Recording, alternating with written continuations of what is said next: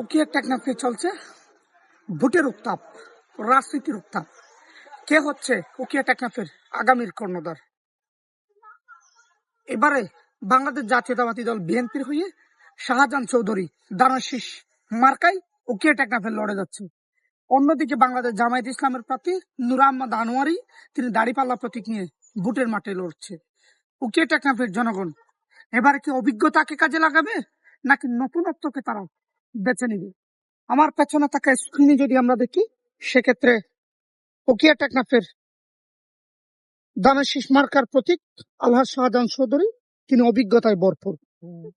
অন্যদিকে বাংলাদেশ জামায়াত ইসলামের নূর আহমদ আনোয়ারি দাড়িপাল্লা মার্কা নিয়ে তিনি এবারে নতুনত্বের প্রতীক।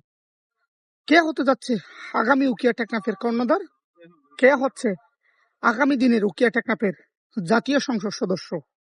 সেটি কি দানাশীষ মার্কাই নাকি দাড়িপাল্লা? কমেন্ট বক্সে আপনার প্রিয় প্রতীকটিও জানাতে পারেন।